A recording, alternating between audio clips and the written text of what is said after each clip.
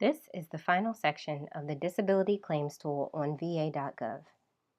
Section 4 of the tool pre-populates veteran contact information, which can be reviewed and edited. Edits here will only apply to the 526 application.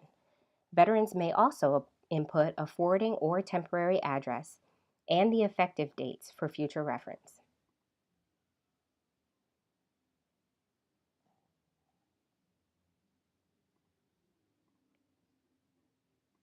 Bank account information will also be pre-populated.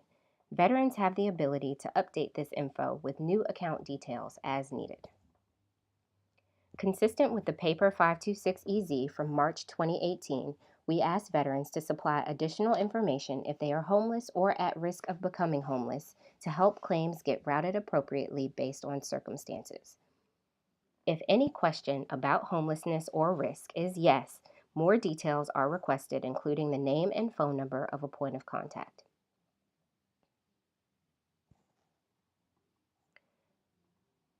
For VA routing purposes, we also ask if the veteran is a VA employee.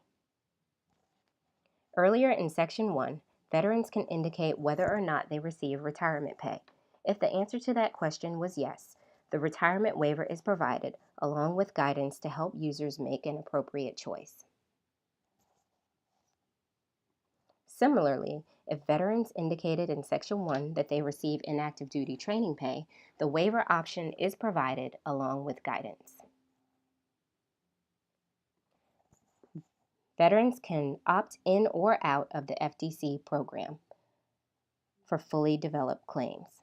More information is supplied by clicking the Learn More About FDC program link.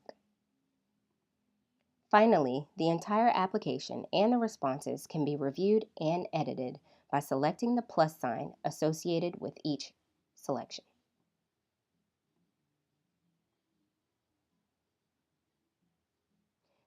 The privacy policy is linked for acceptance by the veteran before submitting a claim. Once submitted, veterans may see a loading spinner for up to 60 seconds while we connect to VA backend systems to send data and retrieve the claim ID. Successful responses will supply a claim ID, recap the conditions claimed, and provide a link to allow veterans to track their claim status on VA.gov.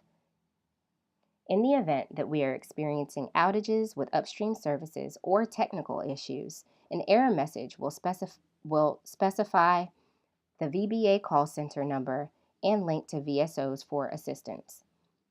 The veteran's information will also be saved and can be submitted at a later date.